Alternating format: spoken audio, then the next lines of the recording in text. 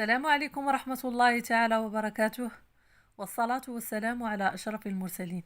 معكم الشيف نادية العبدية، ودائما كنجدد الترحاب بالناس اللي انضموا للقناة. وشكرا جزيلا على التعاليق ديالكم، على لي لايك. ان شاء الله اليوم غادي نحضر معكم واحد الوصفة اللي رائعة وكتجي غزالة لذيذة، وهكا نوعو كل مرة نعطيو حلوة شكل جديد. اليوم غادي نقدم معكم سيجار محشو بال ال- الكاوكاو والبسكوي اللي كيجي رائع في المذاق واللي كيبغيوه الوليدات حتى هو. وغادي ان شاء الله ندوزو المقادير والطريقه. هنا عندنا 120 غرام ديال التمر، بالنسبه للتمر يكون من النوع الجيد. وهنا عندنا 200 غرام ديال البسكوي، اي نوع من البسكوي بغيتو ممكن تخدموا به، غير يكون بسكوي عادي ما فيه الشوكولا. هنا عندنا جوج باكي ديال السيجار. راه بالنسبه للسيجار هنا راه كاينه الباكي كدير 10 ديال الدراهم. وهنا عندنا 300 غرام ديال الكاوكاو البلدي اللي حمرناه وديجا فسخناه، يعني حيدنا ليه قشره وطحناه. عندنا الكونفيتير، وهنا عندنا الكنافه اللي حمرناها في شويه ديال الزبده والزيت. ومباشره ان شاء الله غادي ندوزو لطريقه ايتاب باغ ايتاب. تابعونا وان شاء الله غادي تحضروا الوصفه بطريقه سهله. اول شيء كناخذوا قصريه اللي كنوضعوا فيها 300 غرام ديال الكاوكاو اللي ديجا حمرناه وفسخناه وطحناه في الروبو، يعني خليناه شويه باين هكا بحال كونكاسي. غادي نضيفوا عليه 200 غرام ديال البسكوي، وكنذكر هنا مره اخرى اي نوع من البسكوي عندكم ممكن تخدموا به، غير ما يكونش بسكوي فيه شوكولا. هنا غادي ناخذوا التمر ديالنا، تمر معجون، وممكن تخدموا بالتمر العادي اللي تقدروا تزولوا ليه القشره ديالو، تفوروه وطحنوه من بعد ما يبرد. انا غادي نبدا نلبس هاد الكاوكاو بهاد التمر، نحاول انني نحل شويه بعدا هاد البسكوي مع الكاوكاو، وندخل فيهم هاد التمر هذا.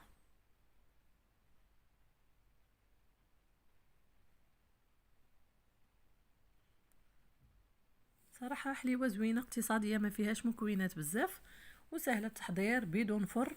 صراحه كتجي لذيذه بزاف. نتمنى انكم تجربوها وتبارطاجيو معنا لا فيديوهات ديالكم او لي صور عبر مواقع التواصل، يعني في صفحه الفيسبوك، صفحه شيف نادية العبديه للحلويات. هنا غادي نضيفو تدريجيا الكونفيتير حتى غادي نحسو بالعقده اللي عندنا، يعني تجمعت كافيه. وهنا تقريبا غادي نحتاجو 7 ديال المعالق كبار ديال الكونفيتير، يعني ما ممكنش نضيفوهم في مره اولى، ضروري ما نبداو نخدمو تدريجيا. وكي كنذكركم في اي وصفه، لا بالنسبه للدقيق ولا بالنسبه لاي حاجه اللي غادي نجمعها، كنبدا نخدم بشوي بشويه وانا كنتحكم فيه، وكنحاول انني هذاك التمر ما يبقاش عندي هكاك مكور. نحاول انني نحلو، ومره مره هكا كنزيد شويه ديال الكونفيتير.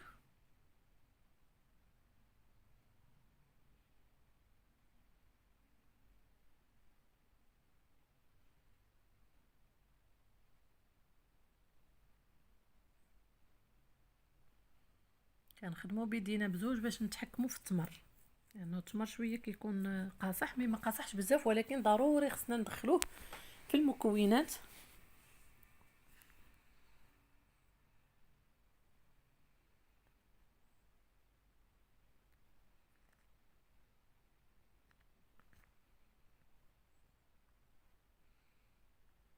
هنا ضفنا كذلك 2 المعالق اخرى، وحنا غاديين تدريجيا باش نحصلوا على التعليكه اللي بغينا حنا.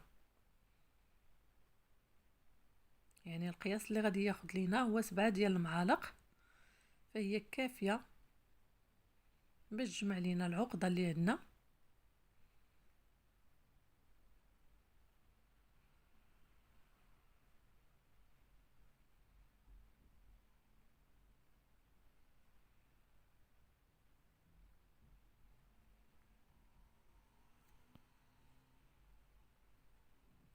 ومن بعد ما لميناها كيف كتشوفوا معنا هكا في صوره، فهي كتجي على هذا الشكل هذا. غادي ناخذوا بلاستيكه ولا غادي نوضعوا فيها الخليط ديالنا العقده، وغادي نسرحوها بين 2 ديال البلاستيكات.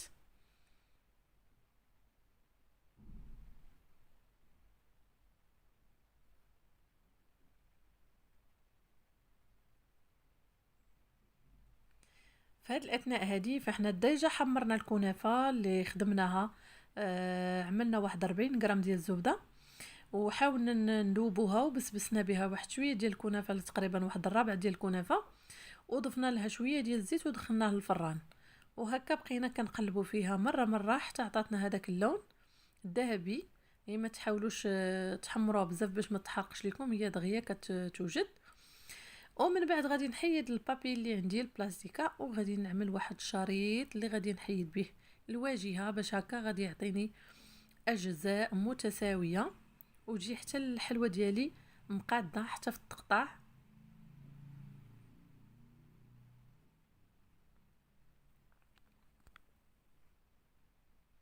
هنا غادي ناخذ السيجار اللي عندي، وغادي نعبر على قد الحجم اللي عندي انا في السيجار.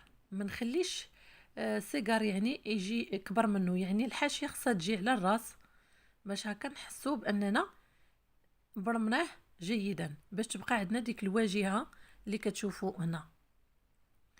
غادي نحاول نلمو من جنب شويه كيف كتشوفوا في الصوره، وغادي نديو نجيبو غير شويه هكا ونرجع نضغط عليه في الجوانب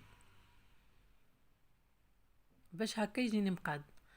دابا غادي ناخذ الكونفيتير، غادي نعملو في واحد الاناء، وغادي ناخذ بانسو وغادي ندهن بالكونفيتير جيدا كيف كتشوفوا معايا في الصوره. غادي نقرب لكم هنا، وغادي تشوفوا الكنافه اللي سبق وحضرناها. غادي نمرروا فيها السيجار اللي عندنا، وبهكا السيجار راه موجود. صراحه حلوه سهله واقتصاديه. غادي نرجعوا مره اخرى كيف كتشوفوا في الصوره، غير كندوروا يعني كنلاقيهم وكنزيد واحد شويه وكنضغط عليهم بهذا الشكل هذا.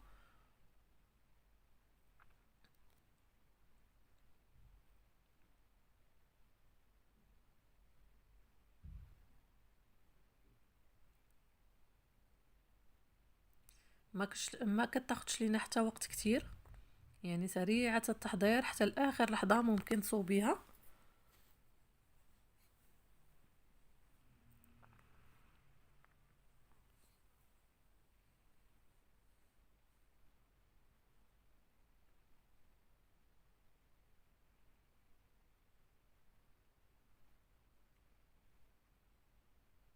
وغادي نلمو دائما الجوانب كيف كتشوفوا معايا في الصوره هكا، كنضغطوا عليهم لصقوهم، وكنعاودوا ضروري اننا نجمعوا الرؤوس باش هكا يبقاو عندنا متساويين، ويبقى عندنا السيجار مقاد يعني نفس الحجم.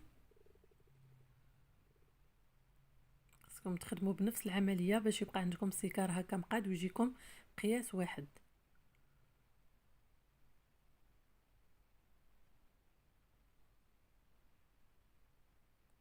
وغادي ندهنوهم بالكونفيتير.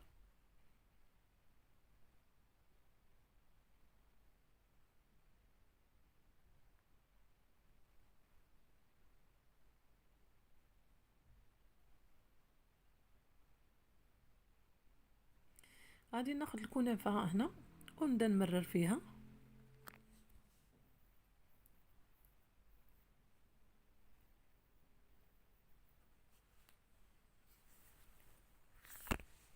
وانا كنزل في واحد الاناء.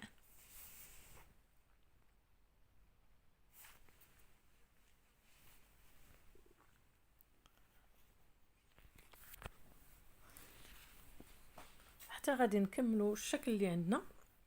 هنا غادي ناخذ البابي الخاص بالحلويات، غادي ننزل فيه السيجار ديالي، وغادي ناخذ الرافيه. الا ما لقيتوش الرافيه ممكن تخدموا بداك الخيط اللي ديال الكعبه، يعني اللي كنسدو به البلاستيكه ديال الكعبه، حتى هو كيجي زوين. وبهكا غادي نقدموها بهذا الشكل هذا. غادي نعاودو مره اخرى، غادي نعملوها بهذا البابي، وممكن تخليوها بلا بابي اللي بغا، ما بغاش يعني يعمل ليها هاد البابي ولا الرافيه فممكن يخليها هكاك. صراحه سهله حتى في التقديم.